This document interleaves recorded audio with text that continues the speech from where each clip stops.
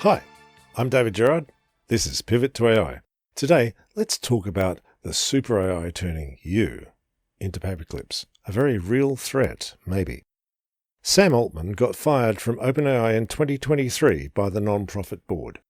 After considerable internal turmoil and external pressure from his venture capital mates, and especially from Microsoft, he was reinstated. Amy and I wrote about this at the time back on the crypto blogs. So, what happened? Keach Hagee from the Wall Street Journal has written a book, The Optimist, Sam Altman, OpenAI, and the Race to Invent the Future, which is being published in May. I suspect I'm going to join the pile of pre-orders because it sounds really good and the Wall Street Journal excerpt is a banger. I'm not going to read the article out to you. It's great. Go read it yourself. Instead, I'm going to go through it and riff off it with explanations for you of what this stuff means under the surface, because a lot of this is key to understanding our wonderful AI bubble. So, the AI doomed true believers first. These guys sincerely believe the future super AI could destroy humanity. A lot of them also work at OpenAI. 2. Some of these AI-doomed true believers were on the OpenAI board. 3. Sam Altman is not a true believer, even if he loves to use their words for his marketing. And 4. Sam lied his backside off to the OpenAI board. The Wall Street Journal article opens with Silicon Valley billionaire Peter Thiel at dinner with his old friend and acolyte Sam Altman. They have long known each other. Thiel backed a lot of Altman's startups. This lets Thiel tell Altman about how he backed a fellow called Eliezer Yudkowsky in the mid-2000s. Now, I try very hard to keep Pivot to AI widely accessible and comprehensible. You should be able to understand all of it. And Yudkowsky and his ideas are bizarre. They're the quintessence of, it can't be that stupid, you must be explaining it wrong. Yudkowsky is the AI doom guy. He's where all of it comes from. The AI will kill us all. Yudkowsky has a website, Less Wrong, and followers who call themselves rationalists. Ignore any other school of thought that was ever called rationalism in history, and if you've studied philosophy, you'll punch a wall if you read this stuff. Yudkowsky came up with a philosophy called rationality so people would believe the things he needs them to believe to make his future vision happen.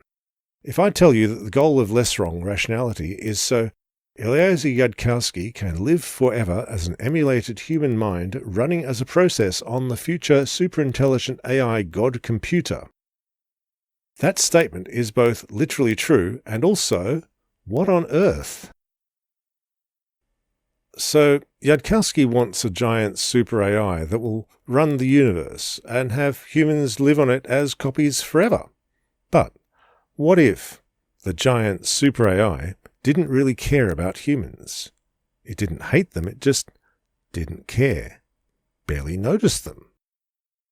Yudkowsky believes there is no greater threat to humanity than a super AI taking over the world and treating humans as just raw materials, like it might turn us all into paperclips. Yudkowsky even argued in Time magazine that AI research had to stop, or everyone on Earth would die. He suggested airstrikes on data centers that didn't get with his program. Yudkowsky thinks the AI apocalypse is coming any moment. To avert it, you must give Yudkowsky's AI charities all the money you have to work out an AI that won't destroy us. This is the most effective possible altruism. As much as I wish that none of these very dumb ideas mattered, we care about Yudkowsky because a version of his ideas is all through Silicon Valley, through the billionaire set, who fund OpenAI and all the others, and specifically, they are the marketing memes for the AI bubble. Yudkowsky himself is desperately sincere. He's a crank. He's weird and wrong, but he's not a charlatan as such. Sam Altman talks AI doom, but he is not an AI doom true believer. He's a huckster. He is the monorail salesman from The Simpsons. He uses Yudkowsky as marketing memes. Whenever Sam Altman warns us against artificial general intelligence, AGI, he's taking Yudkowsky's ideas and dancing around wearing them as a skin so he can talk money out of SoftBank. Yudkowsky hates Altman doing this. He is deeply opposed to how OpenAI do everything, because Yudkowsky is a sincere true believer in the threat of an AI superintelligence, and Altman just isn't. Altman's one weird trick was that he didn't actually take AI doom very seriously himself, and then he used billions of dollars of other people's money to recruit a lot of AI researchers using the buzzword memes. But those researchers took Sam at his word.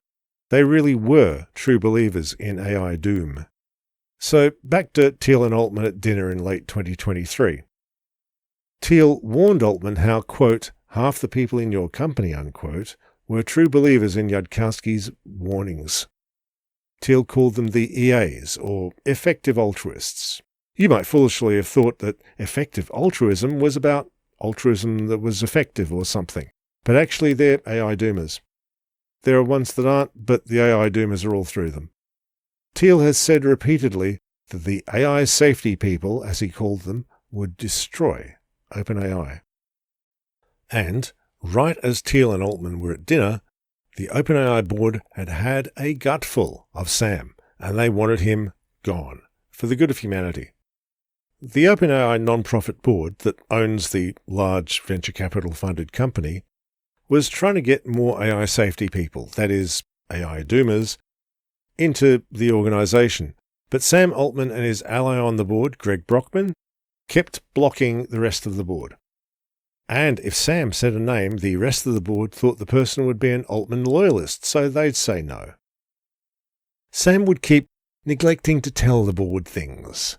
He didn't tell them when he released ChatGPT in 2022, because it was supposed to be just a research project.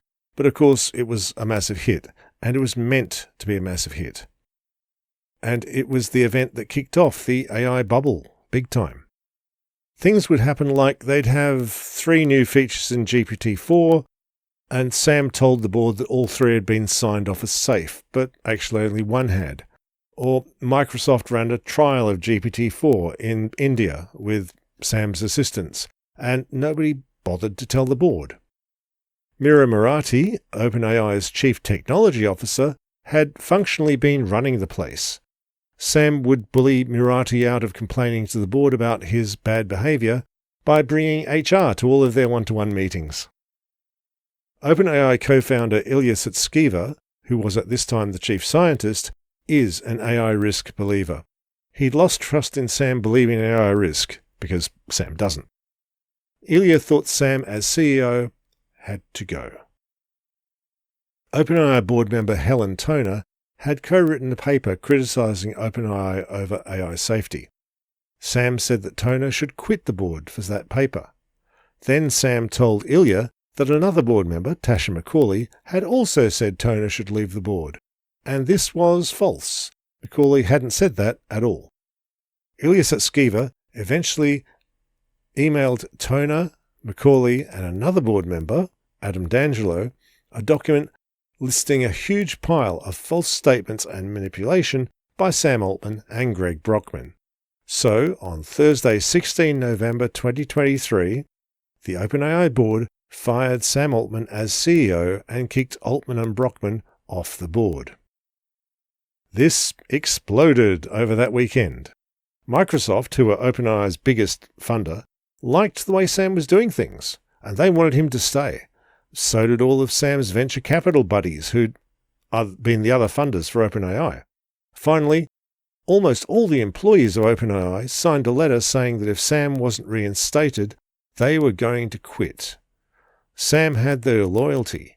He might be a weird, dodgy salesman to you and me, but the OpenAI employees thought he was a great leader and they loved him. The Wall Street Journal excerpt ends there, and you're supposed to go get the book to see what happens next. and it sounds like it'll be a good book. It's out in May. So what did happen next? Microsoft said it would happily take in Sam Altman and anyone he wanted to bring along with him, and they could keep on at the work right where they left on that Friday. Microsoft could do that because they'd already signed a deal for rights to all of OpenAI's software. So that's why you can buy GPT-4 as a product from Microsoft. They could take over OpenAI anytime they felt like it. I'm pretty sure the only reason Microsoft didn't just eat OpenAI was because it was useful to them having OpenAI take the flak and the reputation hits for anything bad that happened, or with Sam talking rubbish in public. They could keep OpenAI at arm's length and just make money selling software. By Tuesday, 5 days after he was fired, Sam had been reinstated. His opponents were vanquished to the outer darkness, which to go off and start off their own money-burning AI startups, which is the same thing with better pay. Ilias at Skiva, just a month ago, scored $2 billion for his company, Safe Superintelligence, telling his investors he wouldn't release anything before superintelligence had been achieved. Nothing at all. For $2 billion. Nice work if you can get it. Thanks for tuning in to probably the longest video I've done yet. I've probably got to cover the new AI 2027 paper at some point, written by deep, less wrong AI doomers, which makes all of this stuff today seem reasonable. I'll be doing a 4-hour video essay once every 6 months before you know it. So please do hit like, hit subscribe, and join the Patreon and send some pennies my way. Link in the show notes. If you don't have money, just tell everyone you know about this video and pivot to AI. Thank you all, and bye for now.